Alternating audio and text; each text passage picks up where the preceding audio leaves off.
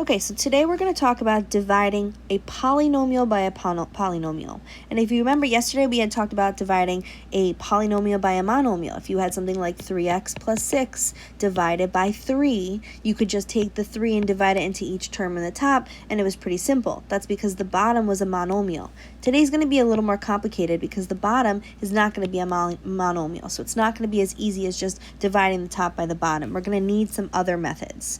Before we get into doing some of these methods, let me kind of bring you back to division from back in the day. And I'm sure you're dreading this because it's been a long time since you had to do it by hand. But let's just kind of recap a little bit about how you did long division.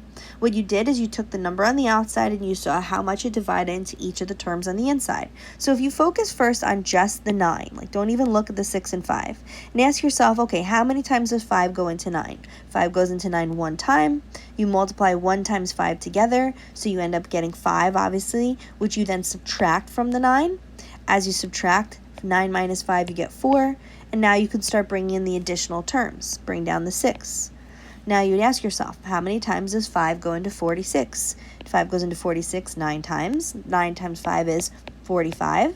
So I now subtract that from the 46. I'm left over with 1. And then finally I bring down that last term of the divisor. So I see, okay, 5 goes into 15 3 times. 5 times 3 is 15. So as I subtract, I'm left with a remainder of 0 and a quotient of 193. So my final answer would be 193. In the event that I actually had a remainder, what I would do usually is okay, so this is a remainder of 0, but just for argument's sake, let's say that was something like a 1 or 5 or a 2. What you would normally do is you would say, okay, I have 193 and 0 out of 5 left over. Like you have some sort of fraction left over. That would be your remainder. And you could have it as just a fraction added on, or you could have it next to it, something like that. That's what you're going to end up seeing in the problems that we look at today once we start getting to remainders. So there will end up being 3 different methods for you to do division of polynomials. You have the choice to use whichever one you want. We're just going to teach you a variety of options so that you have choices. So let's start with long division, and I'm probably going to say I think long division is the one that you're least likely going to want to use. I think synthetic division and then reverse box are probably going to be a little bit better, but again, you have multiple options, so we want to make sure that you're aware of those options. So similar to what we did in the previous example where I kind of blocked things off, I'm going to do the same thing here. I'm going to focus just on the x on the outside and initially just on the x on the inside. So I ask myself, how many times does x go into x squared? So x goes into x squared x times. Now I have to actually take away the things that I was kind of ignoring though, because now they become important. As I start saying, okay, I'm going to multiply x times x to get x squared, I also have to consider the fact that negative 3 times x is also part of that expression. So I have this negative 3x. Now, just like you did in the do now, you're now going to be subtracting this entire expression. So this is where I think you have to be really careful. I would suggest doing some sort of keep, switch, change, where you change this to be an addition problem, and then change the signs of that second term. So this now becomes an addition problem, this becomes a negative x squared, and this becomes a positive 3x. Now you can just go back to adding, and you can add along your columns. So x squared minus x squared becomes, obviously cancels out, that's what you wanted. 8x plus 3x is 11x, and similar to what you did in the long division problem in the do now, you bring down the minus 5. So again, you're going to go through that idea of asking yourself, how many times does x go into 11x? So obviously x goes into 11x 11 times. So now I'm going to multiply 11 times everything on the outside. So I have 11 times x is 11x. 11 times negative 3 is negative 33. But again, be careful because you're technically subtracting this entire expression. So when you do that, I would probably again suggest you do a keep, switch, change. Change this to be, or keep, change, whatever you want to call it.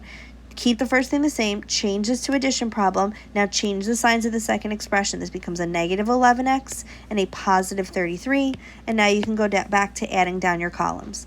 11x should cancel. That's why you multiplied everything by 11. Negative 5 plus 33 comes out to be 28. And this, again, remember, is your remainder. So now when you're writing your final answer out, what you want to do is you want to say, okay, my quotient is x plus 11, right? And now I want to add my remainder, but as like a fraction form. So plus 28 over what I was dividing by, which is x minus 3. And that's how you would represent your final answer, so that it is quotient plus remainder over divisor. Okay?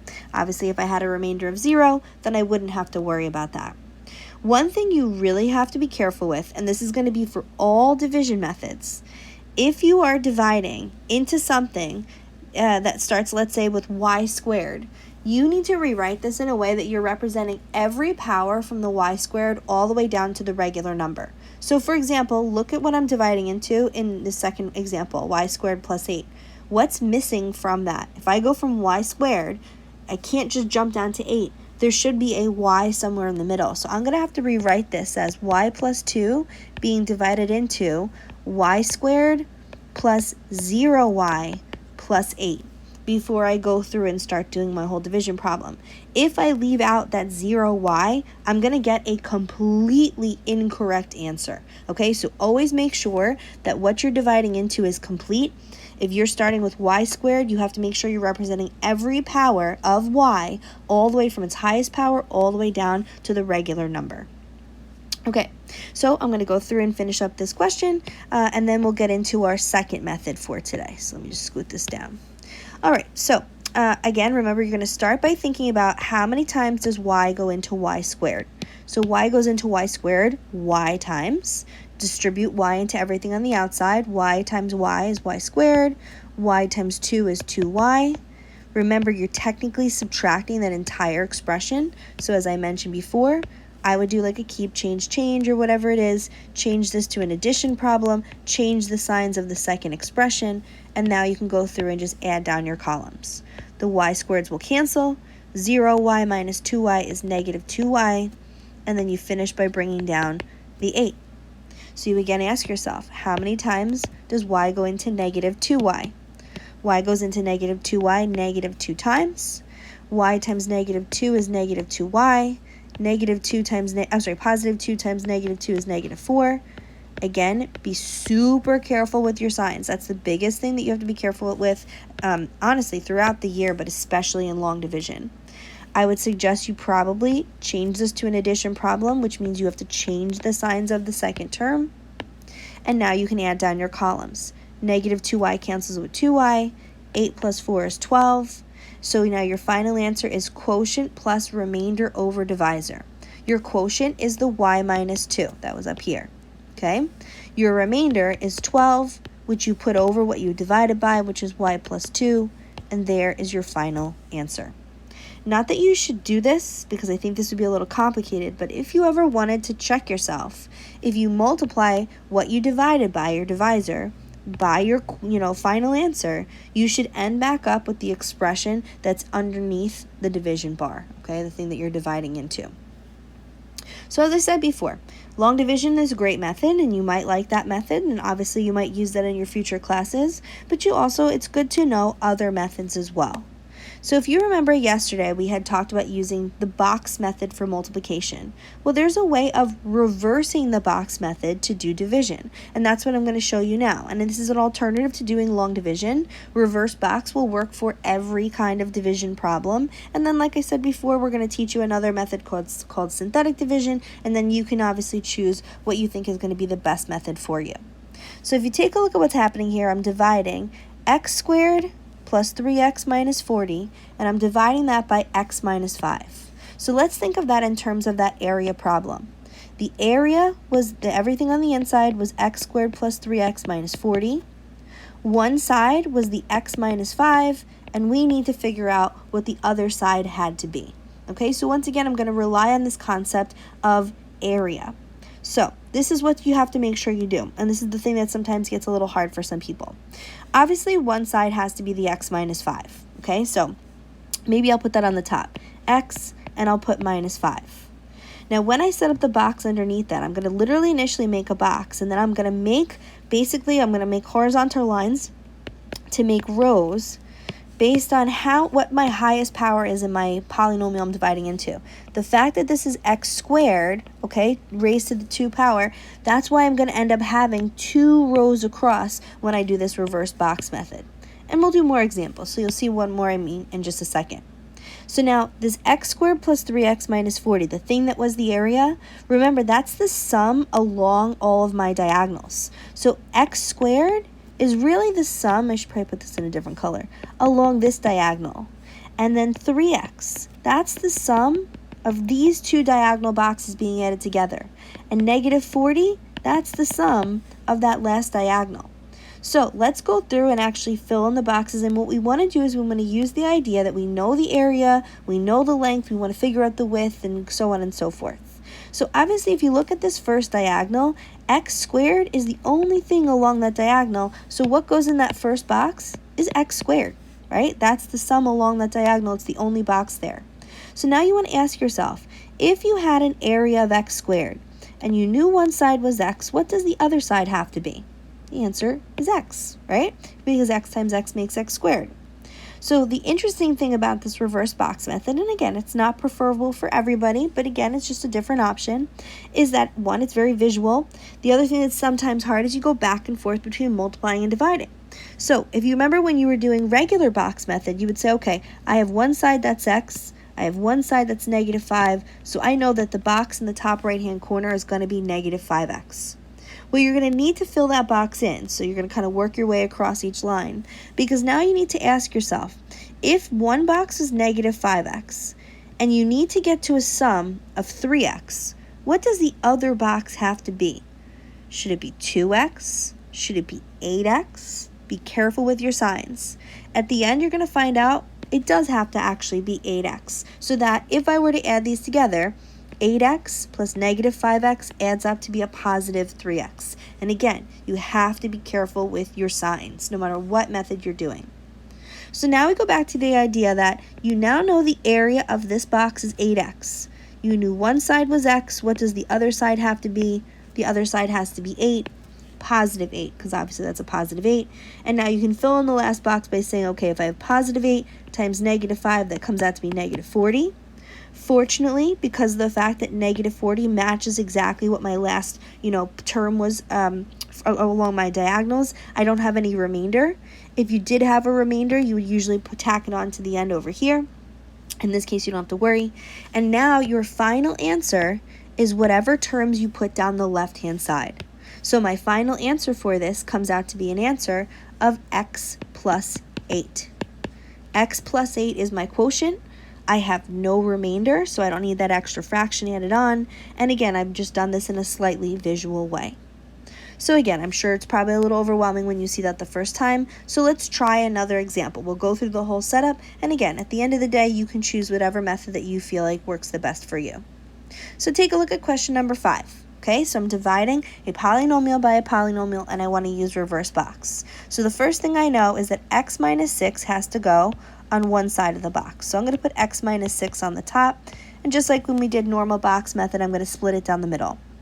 Remember now that the polynomial we're dividing into, that's the sums along each of our diagonals. Okay, so x squared is the sum along the first diagonal, negative 4x is the sum along that longer diagonal, and then negative 12 is the sum along the third diagonal. Okay. So you're always going to start in the top left-hand corner, and the nice thing is that x squared, or whatever that first term is, that's always going to go in the top left-hand corner box. Ultimately, you're going to kind of work left to right, slide down a diagonal, work left to right, and then continue this process over and over. So you say, okay, I know the area of that first box is x squared, one side is x, the other side also has to be x. Now you're going to go to the box in the top right. X multiplied by negative 6 is negative 6x. And now you're going to use the diagonal to help you to figure out what goes in the bottom left-hand corner.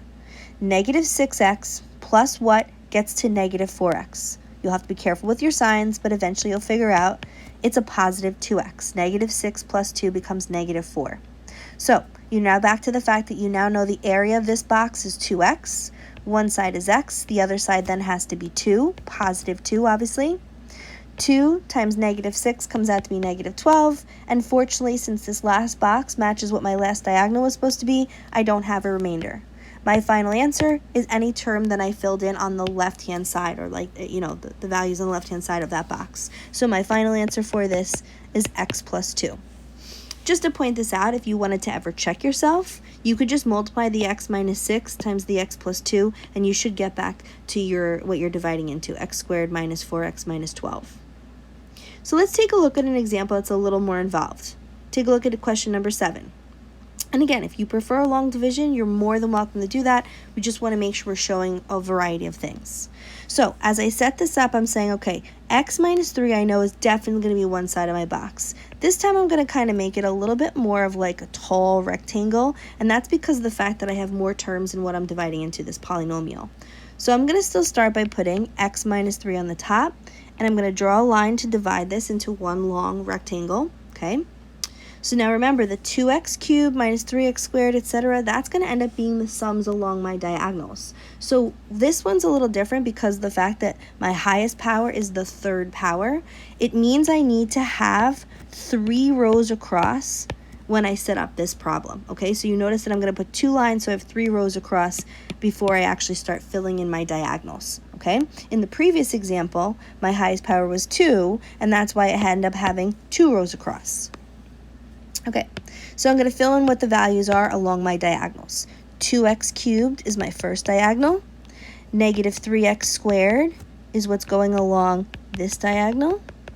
Okay, negative 19x is what's going along this diagonal.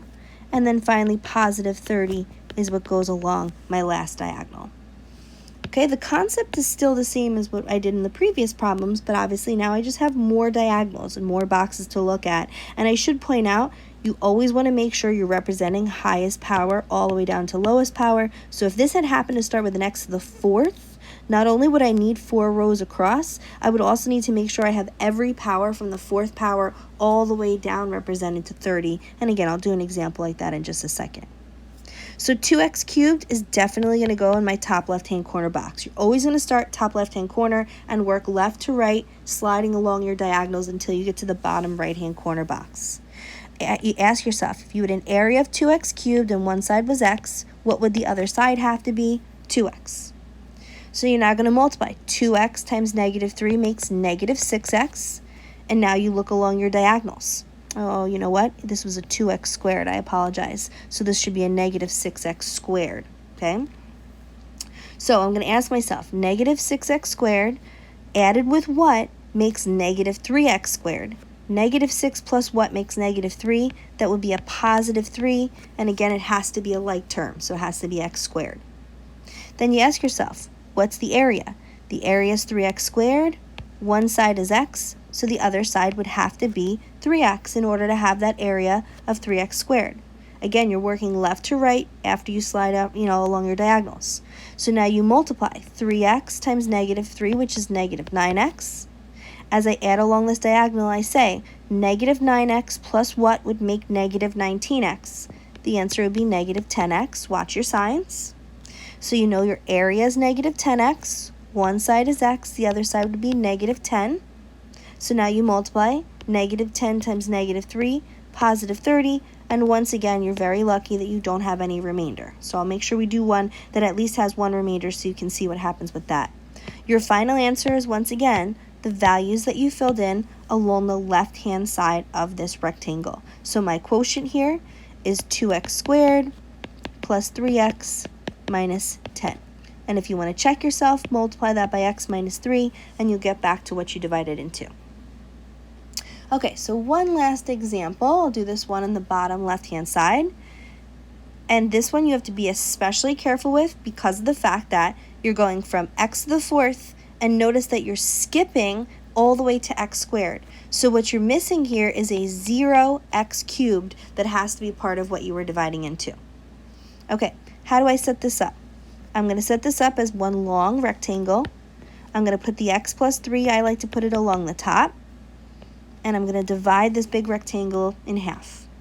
Because of the fact that this is starting as x to the 4th power, it means I need to have 4 rows across to set this up properly. So I'm going to put 3 lines actually. And again, I just want to highlight that's 1, 2, 3, 4 rows across. That has to correspond with that x to the 4th. Okay, so now I'm going to put the sums along each diagonal, along each of these diagonals, starting with the first term. X to the 4th would be the first diagonal. I already made a mistake. I have to put the 0x cubed along that second diagonal. Okay, and then the negative 10x squared goes along this third diagonal. And then the negative 2x goes along this fourth diagonal. And then finally 4 goes along the last diagonal. Okay, and then I just go back to what I said before. Start in the top left-hand corner. Work left to right, slide down your diagonal, left to right, until you get to the very bottom box. And then obviously we'll see what happens this time with the remainder. So x to the fourth can pretty much go right in the top left-hand corner box. If you had an area of x to the fourth and one side was x, the other side would be x cubed. Now you're going to multiply. X cubed times 3 is 3x cubed. I'm sorry, 3x cubed. And now you add along this diagonal. 3x cubed plus what would give you 0x cubed? That would be a negative 3x cubed. So again, 3 and negative 3 add up to be 0. You're back to area. You knew the area was negative 3x cubed. One side is x, the other side would have to be negative 3x squared. Negative 3x squared times 3 is negative 9x squared. And now again, you go down your diagonal. Negative 9x squared plus what makes negative 10x squared? That would be a negative 1x squared. Negative x squared is my area. One side is x, the other side would have to be negative x. Negative x times 3 makes negative 3x. And once again, I add along my diagonal. Negative 3x plus what makes negative 2x? The answer is a positive 1x. 1x is my area. One side is x. The other side then would be positive 1. 1 times 3 is 3. So here's an interesting one. The 3 doesn't match what my last box was supposed to be. So what you do is you add an additional box onto the side. This is going to be your remainder. And you say, okay, 3 plus what would get me to 4? 3 plus 1 would get me to 4. So this means that my remainder is 1. So the way you write your final answer, as I said before, your quotient is the terms that you put down the left-hand side if you set it up like mine. So my quotient would be x cubed minus 3x squared minus x plus 1 plus the remainder, which is 1 over x plus 3, whatever I was dividing into. Just so you know, that's probably one of the harder examples. And again, if you prefer long division or the other method we talk about tomorrow, that might be a good